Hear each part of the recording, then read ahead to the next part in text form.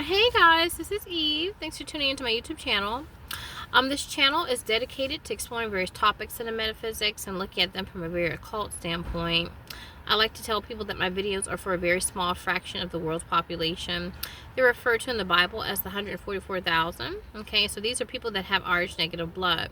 So if you're an Rh negative, you're 15% or less of the world's population. If you're a black Rh negative, then you're 4% or less. Okay, so very rare.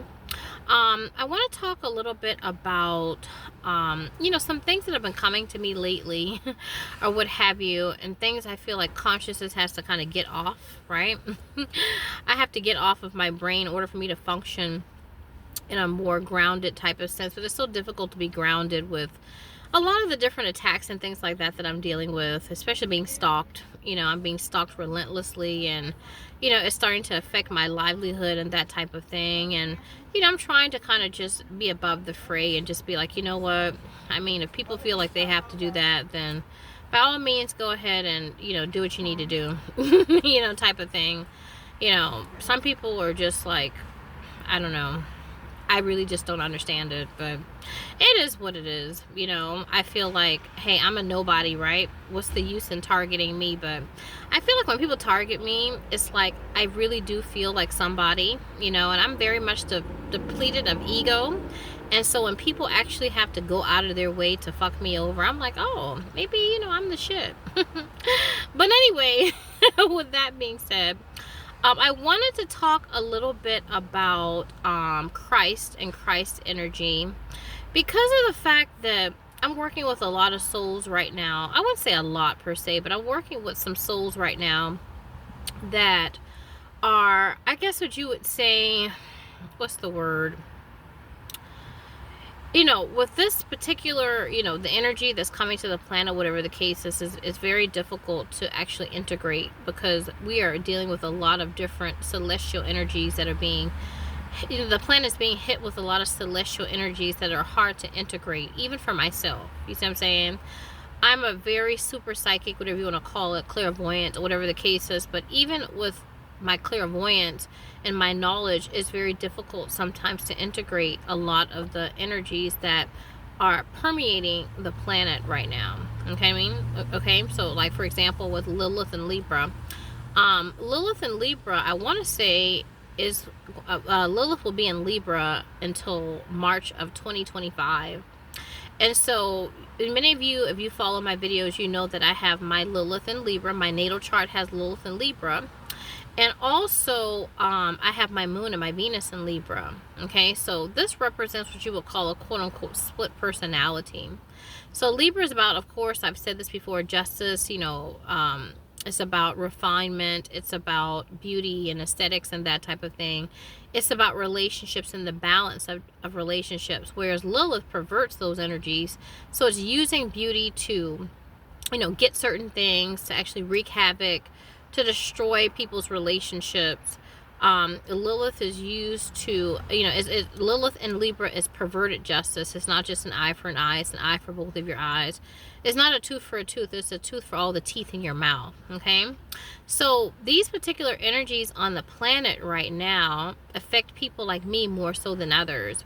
But as you notice, like, I see the cops everywhere, and I probably should actually videotape this, because the cops are always out everywhere. It's like stopping people for like the smallest things. And I say to myself, like, okay, they're trying to use this energy to bring about what you would call antichrist energy.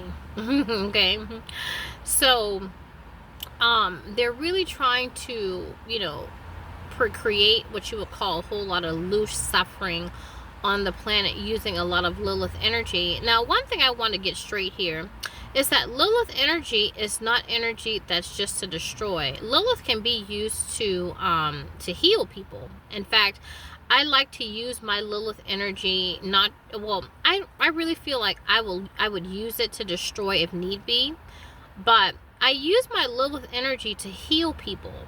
You see what I'm saying? To heal myself even. Because it's kind of like venom, right? You have venom, then you have anti-venom. So if you're bitten by a snake, right, you have something called anti-venom. Okay, and so really Lilith can be venom or anti-venom.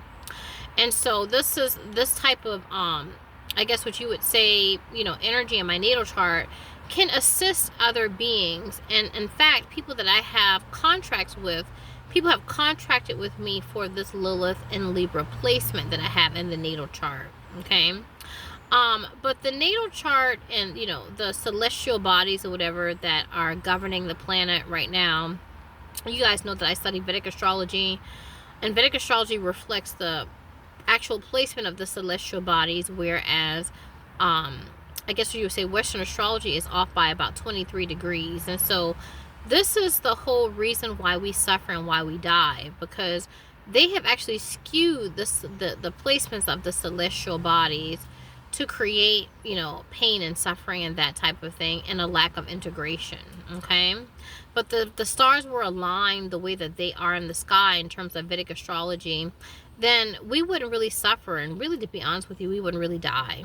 Okay. So I want to focus a little bit on how, your natal chart. I feel like it's very important that you study the natal chart, and then you look at what you would call hard aspects in the natal chart.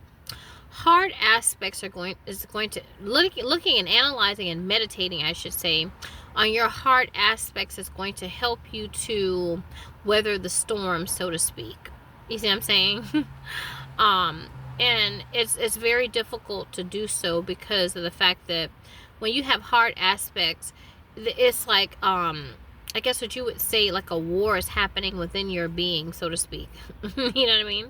Like, for example, my sister has Lilith in Cancer, but her moon is in Cancer. So your moon represents what makes you feel secure in this world, right? The emotional aspect of you.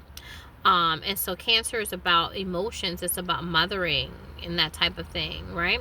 But having Lilith there, Lilith perverts these energies. So it perverts the emotions. It perverts mothering. Lilith in Cancer is the bad mother, so to speak. So, my sister and I, we have these very potent, what you would call hard aspects. You see what I'm saying? And so, I feel people like me who have like Lilith in Libra, but moon in Libra, like my sister has, Lilith in Cancer, but moon in Cancer.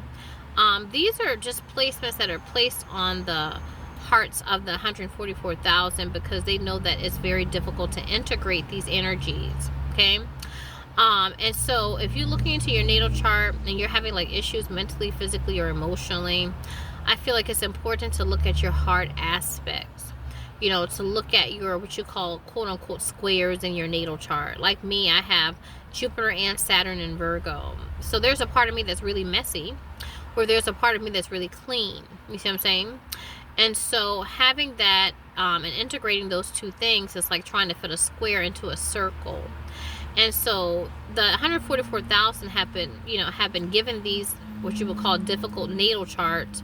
So, we don't really ascend like we need to. You see what I'm saying? It's difficult. Like, for example, I'm working with one soul where he is very, I guess what you would say, more earthly, right? Some people would consider to be bad, or some people might consider him to be evil. You see what I'm saying? On an earthly sense. But he ascends at night. Okay? He ascends at night, where he is a saint, actually. So he looks like his wife. Okay? So the wife judges him in the physical, but really he is a saint like her when he goes to sleep at night. And so really, when he goes to sleep at night, he's really judging himself for being a certain way in the physical, as his physical ego. Because the physical ego is very manly. You know what I mean? It's very masculine. Whereas his, I'm sorry, I have something, what is it? Chicken in my, I hate when I get like chicken in like my, like in my teeth or whatever. Sorry guys, but I just ate not too long ago. But anyway, yeah, so he has, I guess what you would say, he's ascending to someone who's very judgmental at night, and he's judging himself for things that he has done on the earth plane, or things that he's done in the past on the earth plane. And so, oftentimes, although he has a connection to his subconscious, it's trying to fit a square into a circle. It's like someone who does something that's quote unquote bad, but then when they go to sleep at night, they're like, why did you do that? You're a horrible person. Sorry. So he would be judged on the earth plane as being really bad, okay? But the thing is that really he has to step into his Christ aspect of himself, because he is a Christ, truly. Okay, he's above this very masculine aspect of himself and very feminine aspect of himself on the astral plane. Okay, so in order for us to ascend at night and I guess what you would say, and to be more I guess like content during our rest at night, right, on the astral plane, we have to be balanced. And so, you know, it's very difficult to balance. So that's why I've really talked to him about embracing his feminine in the physical, in the waking state. So when he goes to sleep at night, he's not a sacrifice like his wife is in this physical realm, because the wife is a sacrifice, right? That's why, you know, she had, you know, gotten ill or whatever the case is. And so, you know, she is sacrificed in this physical realm. But on the astral realm, like, that bitch, like, I'm sorry, like, you wouldn't fuck with this bitch. Like, she is like, will slit your fucking throat. You see what I'm saying? Where he's not like that. He's more like that here. But on the astral plane, he is a sacrifice. So he needs to be protected, so to speak. So, you know, the wife represents this judging of him on the earth plane, like he judges himself on the astral plane. Okay? He looks like his wife. So I try to really tell people about how we are, our egos are created by what you would call the coffins of the zodiac. So we are reflections of our natal chart. And so we tend to, if you become such a polarized soul where you identify with the natal chart, then it's going to fuck you over. And so you're not going to have a good ascension when you go to sleep at night. You see what I'm saying? So to have some distance with your ego, right, as it pertains to the natal chart, you have to really, in many ways, have a balance with guilt. I'm not saying to have zero guilt, because, you know, we live in the physical realm, and so guilt is a part of living in the physical realm. You see what I'm saying? So in a way, you can kind of sort of feel guilty, but really not. You see what I'm saying? Guilt is what actually has us, I guess what you would say, reincarnate back into the physical plane. But we have to reincarnate because we haven't worked out restrictions through the ego.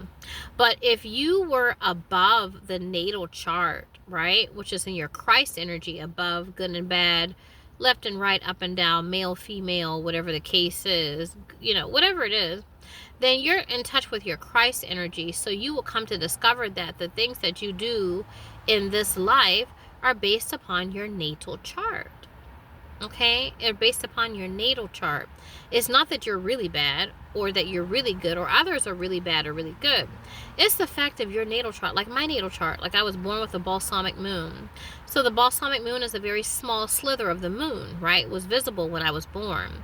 And so because of that, I am more, I guess what you would say, quote unquote, psychological in many ways, right? Compared to, you know, being in touch more with, I guess what you would say, I would say I don't have emotions. I do have emotions, but I feel like, you know, with the balsamic moon, because I went through so much torture and so much, I guess that you would say, abuse as a child, it actually helped me to more so, I guess what you would say, have some distance with the emotions. Do you see what I'm saying? And so also with having distance in the emotions, I feel like oftentimes you can look at situations in a more objective way, so you can help other people who are having issues emotionally. You see what I'm saying? And so, you know, I just feel like, you know, me being like a balsamic moon is a moon that people who are shamans have, like preachers and stuff like that, people who are very like metaphysical and so forth. And so I feel like, you know, me being a shaman and me, you know, being a clairvoyant and really bridging the gap between people's physical selves and astral selves and getting information from people to deliver to them during channels and stuff like that, it's really not me. I know, right? It's really not me. And I really have to, you know, I guess have what you would call a distance with it, because of the fact that the real me is really not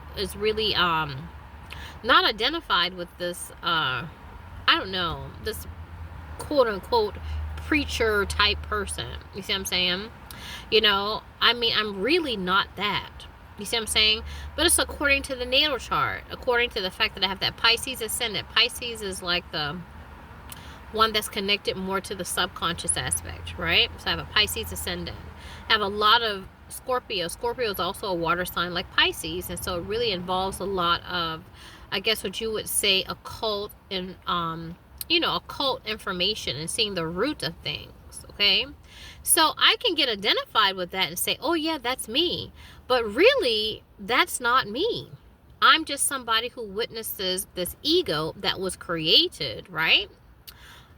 Through me, right, to actually, to see it play out, so to speak. So it is me, and I'm not so distanced from the ego where I'm not like identified per se, but in a way I have a space between it, a space between what is me and what is not me, literally. You see what I'm saying? And it's hard for me to explain this. You see what I'm saying? So somebody who's very like decadent and earth oriented or whatever the case is, they're very much like, oh, this is me and I should feel guilty about being indulgent with the material and that type of thing. But no, I mean, that's just your ego. That's who you're playing. So even if you're playing a really evil fucker in this incarnation, and you're doing things that you would consider or you would judge, your higher self would judge as being evil, it's really not evil in the eyes of God, so to speak, if you want to use that term. It is just what it is. And so this is the play of existence. And so, the play of existence includes opposites. You see what I'm saying? You can't have good without bad, So I feel like some souls, like this one man that I'm working with, I feel like a lot of times he feels bad. And when he's ascending at night to his wife, which is, himself, he feels bad about certain things. And so really, to be honest with you, it's really not you. You're not this feminine person, and you're not this masculine person as well. You're above those things. You know what I mean? Like in the Bible talks about how Jesus actually was hung between two thieves. And so, really the thieves that really, in an esoteric standpoint, represents God and the devil. Jesus was hung between God and the devil. You see what I'm saying? So God is your ego, really. And the subconscious, which is hidden from your awareness, is the devil. And so every lifetime, these aspects actually take away your inheritance. You see what I'm saying? But you are the Christ. You are above God and the devil. You see what I'm saying? And so until we see beyond God and the devil within others, right? Especially in this realm, because in this realm, in this particular lifetime, we judge the devil, right? We judge the subconscious. And we want to get away from the subconscious, but the subconscious represents who we are, a part of who we are in a metaphysical way. Do you see what I'm saying? So you can't really, judge yourself because it exists. And if something exists, right, then why is it considered to be quote unquote bad? You see what I'm saying? So certain things have to exist. And I feel like, like with programming of the Matrix and so forth, like they judge us for being like bad. Like you see like murder mystery shows, or you see like, shows that are very like sexually decadent, or you see shows of people stealing things, or, shows of like, vices, if you will. Why would our consciousness be permeated with these particular, I'm sorry about the, what is it? The stuff in the background. I don't know what they're dealing with there or whatever, but why would those things be placed in our consciousness if they were so bad? And why would they be considered to be amusing and entertainment? You see what I'm saying? Why is murder entertainment? Why is promiscuity entertainment? Why is stealing entertainment? Why are all these things entertainment? You see what I'm saying? But if we do them, then they're not. And so they cultivate a desire to do these vices, right? So when you die, you've been indoctrinated to see these things in a way as lighthearted and amusing, but they want to judge you for it. You see what I'm saying?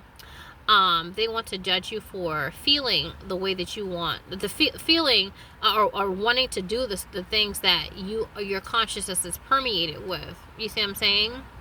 And so we're judged for things that we haven't done. And really, to be honest with you, it's oftentimes better to do certain things that we're judged for, because you've worked out that restriction through your ego. And when we do things that we're judged for, you know, or that we want to do based upon how we're programmed, you know, it creates judgment on earth. So you actually are being tortured, because God in heaven wants to actually do all of the things that you're programmed to do. You see what I'm saying? You see what I'm saying? Like, if you watch a show about cheating on your wife, right? But you don't, the ego don't cheat on your wife. That, I guess what you would say, energy is cultivated within your consciousness, right? That, desire is cultivated within your consciousness. So when you go to sleep at night, that's what you're doing. And when you die, you'll die to that. So God, not you, the ego, but God reaps the benefits, right? The kingdom, the dome. And you, the ego, the physical aspect of yourself, doesn't reap that desire. You see what I'm saying? So, you know, we're just here to actually wander around this particular garden, so to speak, really, where they cultivate desire to do things that are quote unquote bad or vices. So when you go to sleep at night, you can experience them. And when you die, you can actually go to heaven to experience a lack of restriction and do the things that you quote unquote want to do. But it's not really what you want to do. It's what God cultivated a desire through you to want to do, so it can actually experience it. Okay? So we're slaves here. We're slaves in the 3D realm. But, you know, I want people to know that, you know, when it comes to being truly conscious, you know, consciousness is, consciousness is really not really having a true sense of guilt. Do you see what I'm saying? A true sense of guilt, where it's kind of like, man, I feel bad for that. You see what I'm saying? Because you're feeling bad for something that God created. And this is deeply esoteric. I'm not saying now go out and, you know, I don't know, go out and start killing and raping people and stealing from people and shit like that. You know what I mean? Or go out and, you know, abuse children and stuff like that. No, I'm not saying that. What I'm saying is that people who do those things, if you look in their natal chart, they're predisposed to do those things. And so when they do these things, right, you know, and they actually, you know, act upon what's in the natal chart, then they're judged. Do you see what I'm saying? But how can you judge somebody for something that, you know, that you actually cultivated within them? You see what I'm saying? Like me, like I have, what is a Jupiter in Virgo, but I have Saturn in Virgo. So Saturn represents a restriction, whereas Jupiter represents an expansion, right? And so Virgo is very neat. You see what I'm saying? Virgo is very neat. So because I have the restriction of Virgo, right? With Saturn there, how can you judge me for being messy when that's something that's a part of my energies in the natal chart? Do you see what I'm saying? But the world wants to judge you for what God created, okay? And so it's time for us within this incarnation to really, you know, spit in God's face, so to speak. You know what I mean? And I know that sounds like utter blasphemy, what I'm saying. But really it is, because these natal charts, or these coffins of the zodiac, are designed for judgment. And judgment is what brings us back here. How can you give me Saturn and Virgo but then blame me for being messy? You're the one that's fucking messy. Do you see what I'm saying? And so I didn't create the natal chart. So since I, the ego, did not create that natal chart, why are you fucking me over for being a messy bitch? It doesn't make any sense. You see what I'm saying? But it does make sense, because Rome is connected to the subconscious, which is the devil. And the devil is literally in bed with Rome. You see what I'm saying? So, it's really designed to fuck you over so you could accept, I guess, as an inheritance, the sloppy seconds of the whore Babylon, is what I call it, when you look at it from a purely, I guess, like, theological standpoint. And, you know, the whore Babylon can actually, you know, take your inheritance. You see what I'm saying? If I'm being judged this way, then why can't I be this way? You see what I'm saying? So, it's like, I feel like you have to get beyond the natal chart. You have to look at your heart aspects. You have to see that when you have very heart aspects, that it is difficult to integrate And the fact that you didn't create this natal chart and you're being held responsible for it, and other people are being held responsible for their charts, it's like a shitty ass fucking deal. It really is. It should be against the law what they're doing. You see what I'm saying? When it comes to universal law, and I guess what you would call just staying true to the soul. When you are actually, I guess what you would say, embodying the energies of your natal chart, you're being true to your soul. Like, for example, my sister, she has Lilith in Cancer, right? That's the bad mother. So if she's being a bad mother, really, in a very deep subconscious way, she's being true to her soul.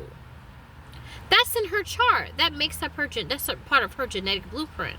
That's not something that she created. So if she wants to be a bad mother, then why are you judging her for that?